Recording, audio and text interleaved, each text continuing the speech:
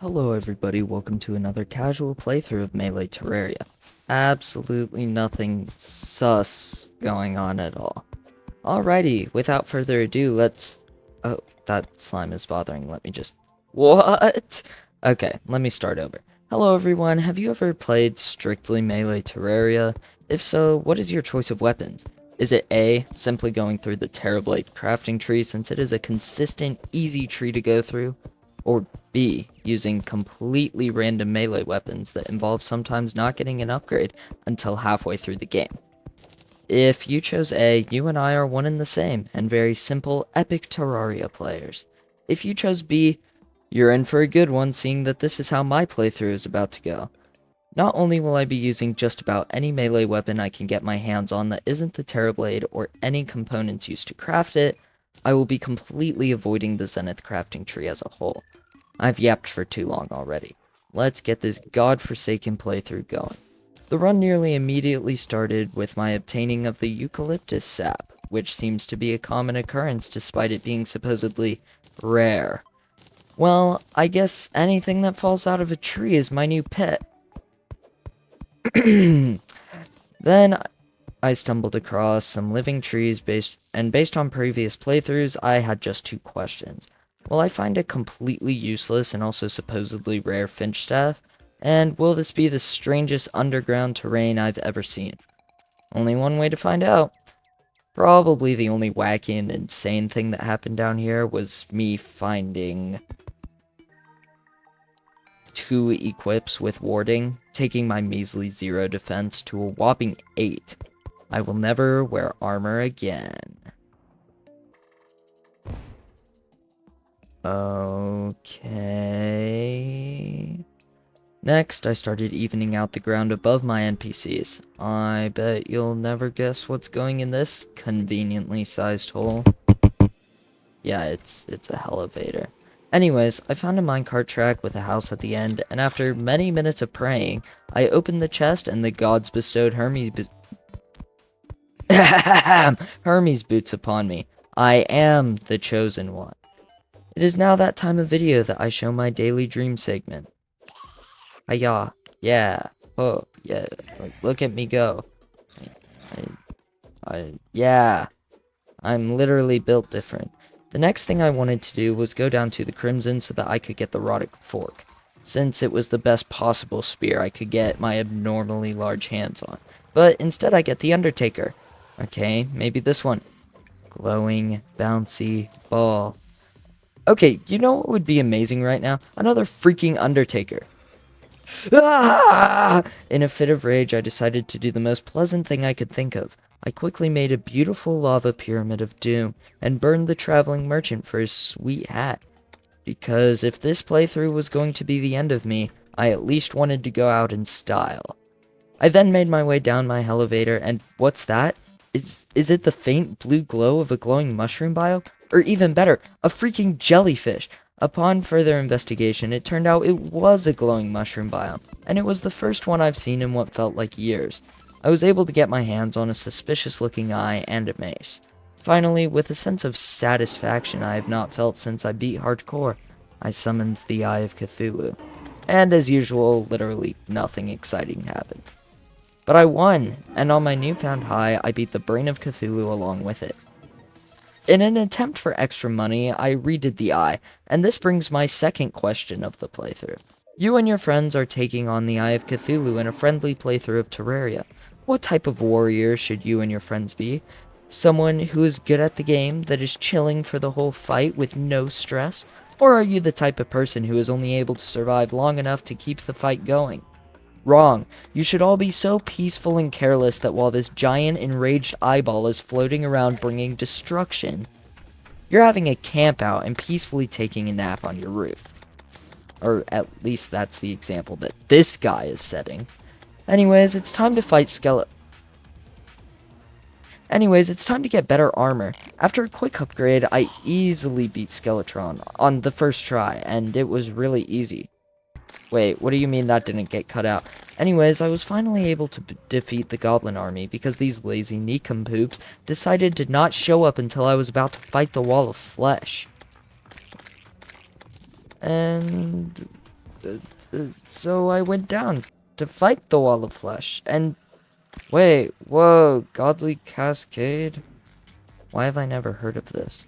Sorry, I keep getting distracted. But I summoned up the wall, and well... I beat it. Now we have officially hit hard mode. You know what time it is? Crystal duping. What? After duping a few crystals, I went down to the mines to get my cobalt pickaxe, smoothly move into getting an orichalcum pickaxe, and finally, adamantite. Why? The only thing I can't really complain about with this is the fact that it literally doubled my defense. So that was pretty cool, I guess. I was also able to craft the adamantite sword, which is basically a low-budget Excalibur, so it was alright. After a few upgrades, I went down to get Souls of Light for mimic grinding, since this is another very useful thing in early hard mode. And that would be the flying knife, because I feel vibrations from deep below. God dang it! Considering I just ate, and that wasn't my stomach, and also it was past my monstrous dog's bedtime, there could only be one thing. The destroyer was coming. I was definitely not ready for this fight.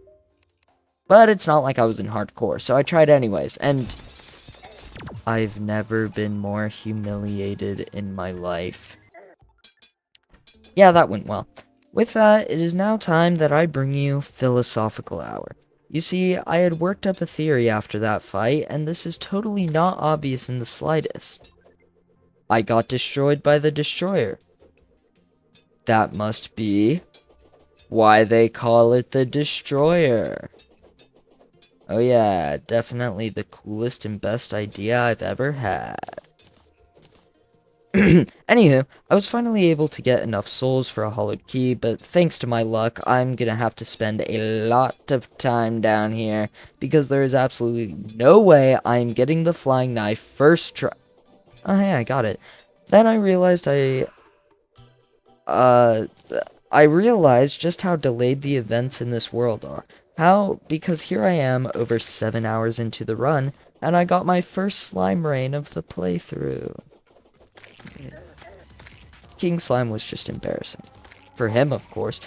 So, I don't know where it happened, because I didn't write it down in my notes, but I also got wings at some point. So with all that out of the way, it was finally time to reattempt the destroyer. I will say this is probably the hardest destroyer fight I've had in one of the weapon-specific playthroughs, but I did win. Next was the twins, and finally... Okay, why is the nurse watching me sleep? That's a little freaky. Now, finally Skeletron Prime. With the mechanical bosses defeated, it was time for the next upgrade. Then I went to the snow biome, and last time I was in here during a storm... Oh, speak of the devil. Ahem. Off to Plantera. After that stupidly easy fight, I went to get my Clofry upgrades, and with the armor, I was able to get a few new weapons. Like this thing. And this other thing. You know, one thing I relearned through every playthrough is that Golem's easy. Yeah, easy. With it now being close to the end of the game, I got my final upgrades and went to challenge the cultist. And let me tell you, I was definitely a challenge for the cultist. Get it? Because I said I was gonna challenge the cultist, and I was a challenge. Sorry you had to witness that. Anyways, with the cultist down, I went to the solar pillar so that I could get the daybreak, as it was nearly my final weapon. I'll explain later. I then went on to take the other pillars, and they were pretty easy. It was finally time, and I don't know if it was me getting better at the fight, or if Moonlord was being a complete pushover in the last challenge. But for the first time ever, I wasn't really stressed for this fight.